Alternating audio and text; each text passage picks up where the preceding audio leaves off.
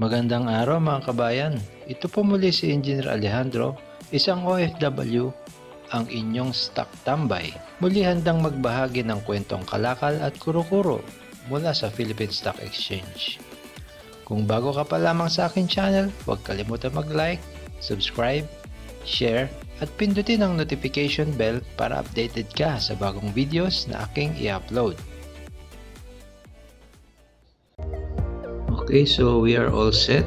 Then let us begin with the Philippine Stock Exchange Index. PSEI opens at 6,634.25, went as low as 6,609.56, then went as high as 6,683.54 and closes at 6,613.85, which is negative 0.37%. Okay, so again, puntahan natin. Let's take a look at the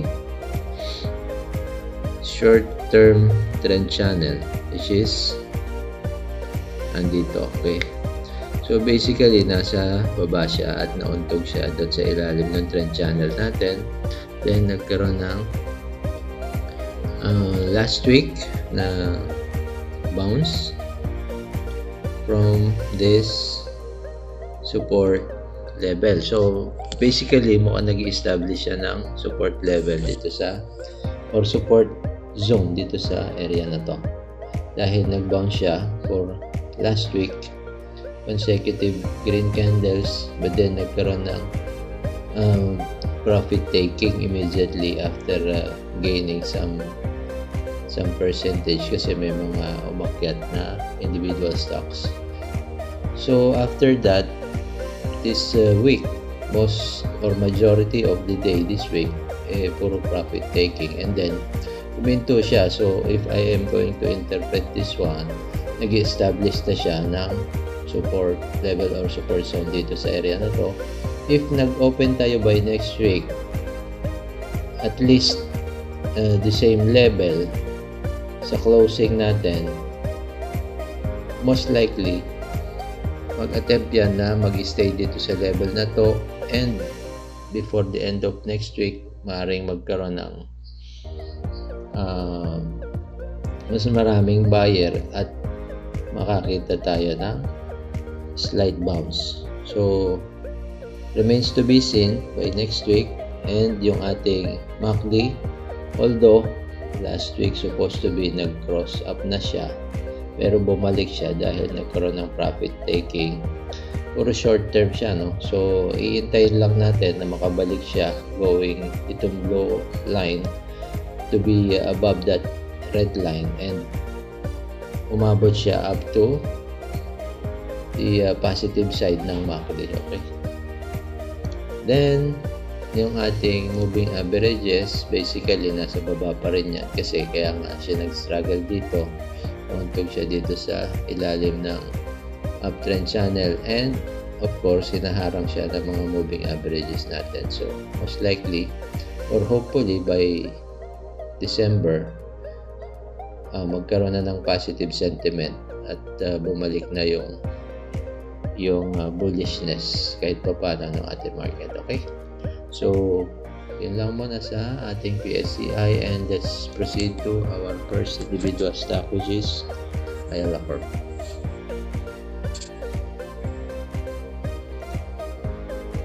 Okay, so close muna natin yan, Ayala Corp. Okay, so basically the same or mirror image yan ng ating index. So kagaya din ng index, gusto niyang bumalik dun sa ating trend channel. However, nauntog siya kasi after last week na nagkaroon ng konting bounce, nagkaroon naman ng selling ngayong week na to, so hindi niya na-sustain. However, titignan natin yan, huminto na yan dito, most likely or hopefully dito na yung ating current support zone. Meaning, pag dyan huminto yan, pag na-establish niya yan, meaning malakas na yung backing ng ating mga investors dito sa level na to, and ready na yan to bounce back and go get back to the trend channel or within the trend channel. Now yung MACD natin, same with our PSEI index na supposed to be magpo-cross up, then because of this selling pressure, bumalik towards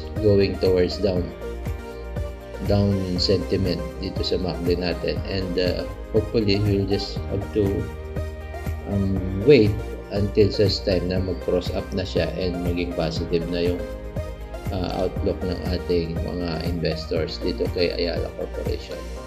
Okay, so moving averages, ganun pa rin, the same with the PSEI index. Okay, so yun lang muna ang ating review about this one, kasi puro medyo majority is negative sentiment. Then let us proceed to our next stock, which is Ayala Land. Okay, so Ayala Land, anong meron dito? Okay, Ayala Land, almost the same din ang galaw dun sa ating index. Okay, dahil nga index stock siya. Now, ito yung ating trend channel, kaya pwede natin ilagay dyan in a short term duration. Pwede rin dito. Okay, sige, lagay natin dyan. And then, meron tayo rito, consolidation dito sa area na to, or dito sa zone na ito. Okay, dito yan so within that range huminto siya. So kung titignan natin yan, most likely dito siya huminto, nag-establish yan ng support level or support zone dito. Double bottom, kung maging positive na yung sentiment, pare-parehas din yan dun sa ating PSEI index at yung ating Ayala Corporation. So MACD, what do we expect? The same movement din yan. And kung makikita natin, medyo nagkakaroon na ng positive or buyers dito sa area na to. Okay, kasi nga supposed to be nagbabalikan na yung mga investor. However, nagkaroon na naman ng negative sentiment or profit taking short term. Okay, then yung ating moving averages, malamang ganun pa rin. Okay, so yun, so kukuha pa ng mga ilang linggo to, 2 weeks maybe, kung mag-project almost magdikit-dikit na yan, magkakaroon na naman tayo ng another opportunity to buy at this level. Then makakasakay tayo dun sa ating bounce na ang last previous inabot na level of resistance is itong 38.97 level. Okay, okay, so next, tingnan natin yung ating next individual stock, which is BDO. BDO, ano nangyari sa kanya? So ayun, so merong kahit pa paano positive sentiment sa kanya, unlike dun sa ating Ayala Land and Ayala Corporation. Dito mas malakas yung kanyang buying, kasi papansin natin, market siya pero nag-stay na siya dito sa level na to, no? So kung pagbabasihan natin yan, previous support level, dito yan, saan siya huminto? Okay, so dito siya huminto. Most likely dito yung ating support zone. Yan, dito ko titingnan yan, ano? So merong resistance area dito sa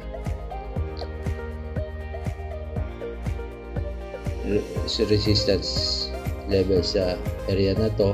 Pwede rin yan maging support area o support zone, no? Kasi most likely tinutulak na yung pataas, no?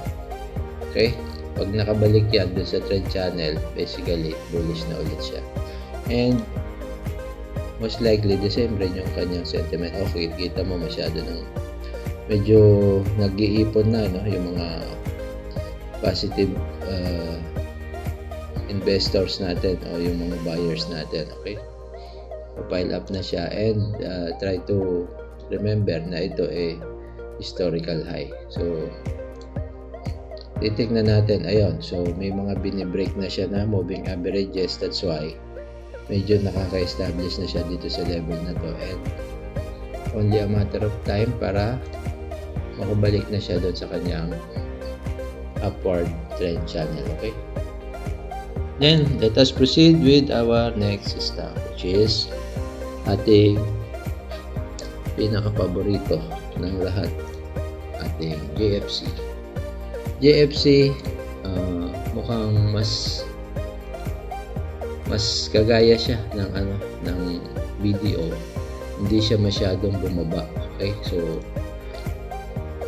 meaning medyo nag-consolidate lang siya dito sa level na to, although bumaba siya ng konti dito sa level of support o previous support zone niya, and ito pa, isa pa rito, meron yan dito yan namin to. Okay, so most likely dito yung kanyang next level of support. Okay, so bumababa siya. Kung bumaba man siya dyan sa level na yan, titignan natin kung dito ay masusustain niya, although medyo delikado na yan pagka ganyan dahil pangatlo na yan. So titignan natin, and we'll just try to keep monitoring. However, mas maganda ang outlook na ito kaysa doon sa iba. Okay, kita mo, so supposed to be umakyat na yung ating blue line ng MACD above zero level, pero bumalik, nag-cross down ulit dahil dito sa dalawang candle na to. Kung hindi lang dito sa dalawang candle na to, baka most likely attempt na naman i-break itong level na to eh. Anyway, tingnan natin, and remains to be seen until next week. Tingnan natin kung ano maging sentiment sa kanya. Okay, so mas maganda pala, no? Moving averages, although bumaba, tingnan natin, pag bumakyat siya dito ulit, dikit-dikit na yan, most likely babalik na yan dito to attempt to break this level of resistance.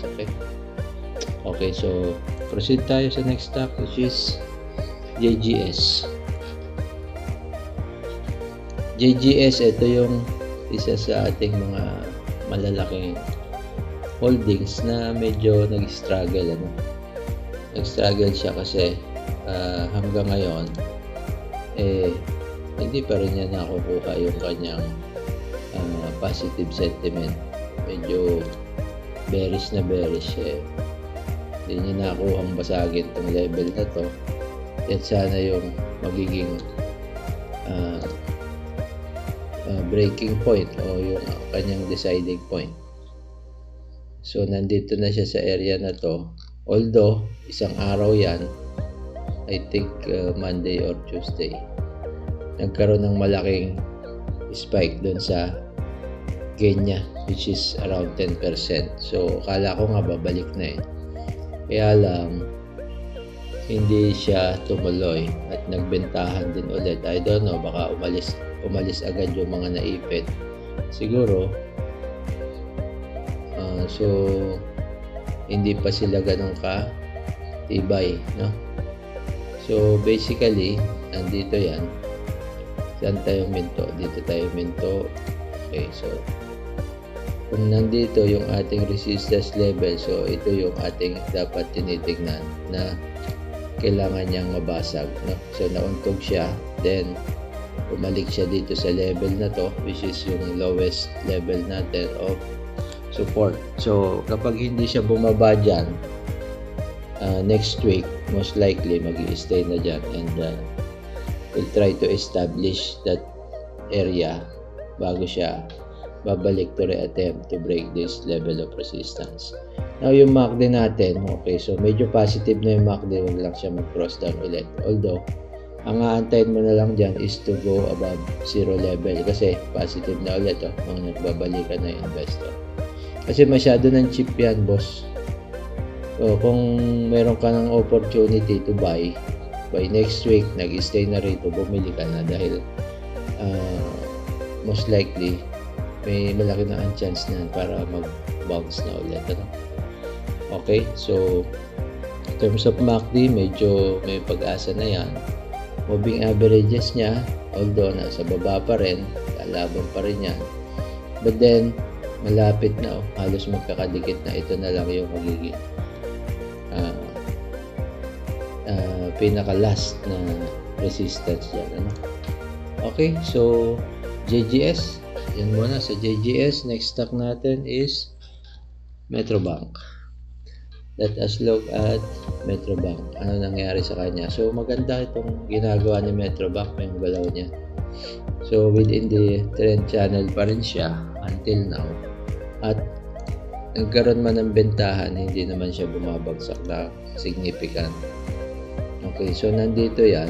So naho-hold niya yung kanyang position. At ito yung ating trend channel. So maganda. Within the trend channel to si Metrobank, and obviously kailangan niya lang ma-sustain itong level of support na ito, no? Okay, so dito tayo, dito minto yan. Yan, okay. So malakas yung Metrobank, and hopefully pag na-sustain niya yan, ang next na titingnan natin dyan, wherein dito siya huminto, dapat mabasag niya yung level of resistance na yan bago natin ma-conclude na okay na siya, nakabalik na siya. Dapat dito lang yan. So hindi pa siya umaabot na untog doon sa level of resistance na yan. So basically hintayin natin muna na makabalik siya. Okay, so positive na rin, no? Yung mga nagpapasukan ng mga investor, no? Okay, so yan. How about moving averages? Okay, so may mga sumasalo na sa kanya. Only a matter of time para dumami na yung maging support system niya o support indicators. So makikita natin, ano.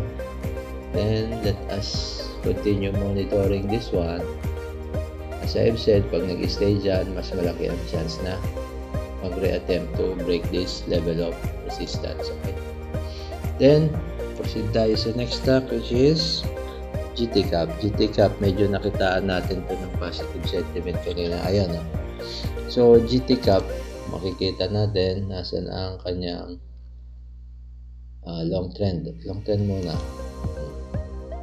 Pasok yan.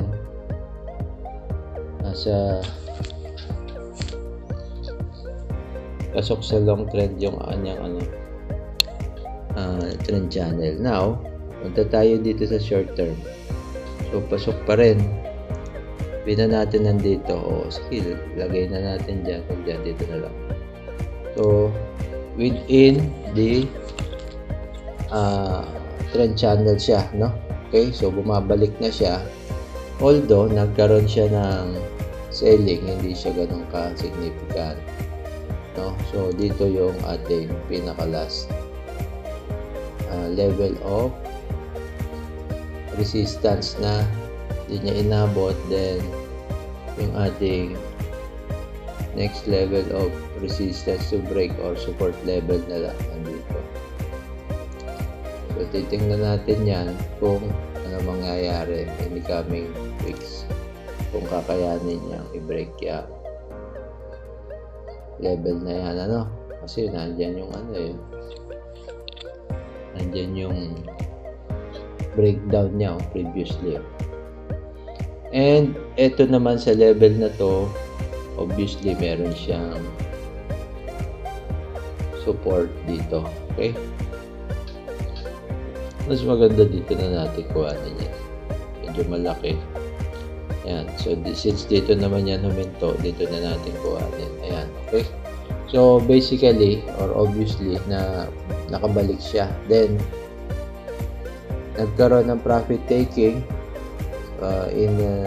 within 3 days. Then itong last day natin, medyo nag-bounce na siya. So hopefully nag-establish na yung support zone niya dyan sa level na yan. And yung MACD natin, nag-cross down pero bumalik dahil dito. So kapag malakas yang pagbalik na yan at nag-open by next week at this level, most likely ready na yan to bounce back. Okay, so hopefully yung mga big caps natin sabay-sabay mag-bounce at maging positive yung ating sentiment this December. And come next year, supposed to be, or most likely pagka bagong taon, medyo positive yung sentiment ng mga investor. Okay, so GT Cap moving averages, ayun, nasa baba pa rin siya. Kaya nga sabi natin, pag na-hold niya yan at umakyat na siya above this moving averages, then malaki yung chance na confirm na yung kanyang bounce. Okay, so let us proceed to our next individual stock, which is last but not the least, SMPH. Okay, so SMPH, anong meron sa kanya? Okay, so medyo battered na to, no? Kung makikita natin, bumalik na naman siya doon sa kanyang previous support level or support zone. Dito ko na lang titingnan yan. Ayan yan, yung sakto-sakto. So ito yung dito siya nag-bottom previously at dito na naman siya nag-bounce. Confirm yung bounce niya dito. So quickly may assess mo yan as bottom na yan, no? So opportunity na yan to enter or re-enter again. Kasi ang mangyayari dyan, most likely pag i-stay na yan dito, maybe give it at 1 or 2 weeks para ma-confirm yung kanyang consolidation dito sa level na to, then pwede ka nang pumasok kasi dito huminto ulit nauntog dito sa level na to. So tingnan natin ba siya nauntog dyan. Alam mo may resistance dyan, previous resistance, may previous resistance dyan ito. So dito na natin ilagay yan, no? Okay, so merong previous resistance. So once mag-bounce yan, magre-attempt yan to break this level of resistance. However, ang maganda rito, safe ka dyan, nandito ka na sa bottom. Yan, matibay yan, 1, 2, 3, 4, 5 na nga yan. So yung MACD niya, nagko-cross down, mababa, pero iintayin mo na lang na mag-reverse at umakyat na ulit. May mga pumasok na bago. However, may mga nag-take profit na naman. So I guess dandahan lang, opportunity na rin yan, pero magdahan-dahan ka ng pasok para sigurado lang. Okay, so medyo bearish pa rin siya, moving averages niya pababa pa rin, projecting downward. However, tingnan natin, hintayin natin kung siya ba is mag-i-stabilize na rito sa level na to. Okay, and yun nga, medyo mahaba-haba na yung ating bearish sentiment, daming profit taking dito So kung marami na nag-profit take, for me, in my opinion, very safe to say na pwede ka na pumasok unti-unti. Kasi pag umakyat na yan, then medyo late ka na. Okay, so yun lang at ang ating update for this week, and hopefully magkita-kita ulit tayo next week, and enjoy nyo lang yung inyong weekend. At nga pala, I just want to mention and acknowledge yung tumulong sa atin. Shout out kay Dr. Lordwin Reyes. Tinulungan niya tayo na nag-contribute siya para ayusin yung ating video. So maraming salamat sa iyo, Doc. Hopefully marami ka pang contribution na magawa dito sa ating YouTube channel, at yung ating purpose naman dito is to reach out dun sa ating mga kababayan na interesado dito mag-invest sa stock market, and hopefully makatulong tayo sa kanila. Okay, so yun lang muna guys, and have a nice weekend. Sama-sama ulit tayo mag-monitor by next week. Okay, so bye-bye. At yan ang kabuuan ng ating update for this week. Kung kayo mayroong stocks na nais ninyo maisama sa ating susunod na review, ay maaari po kayo magpadala na mensahe sa aking YouTube channel na OFW Average Trader. Pwede rin pong ipadala ang inyong mensahe sa aking email address na nakalagay sa description box. Maaari din po kayo mag-send ng message sa aking Twitter o kaya naman ay sa aking Facebook page na Engineer Alejandro Magno. Muli po tayo nag-aanyaya na mag-request ng stocks na nais ninyong matalakay natin sa susunod na mga araw. Bibigyan po natin ng sapat na oras at pag-aaral ang inyong request upang mas maunawaan ninyo ang kasalukuyang galaw ng stocks na inyong nais nating i-discuss. At dyan po nagtatapos ang ating video sa linggong ito. Huwag kalimutan mag-subscribe. Paki-like na rin po at i-share ang aking channel sa inyong mga kaibigan, kapamilya, o sa iba pa nating kababayan na naghahanap ng passive income. Hanggang dito na lang po at magandang araw sa inyong lahat. Hanggang sa muli mga kabayan. Ciao!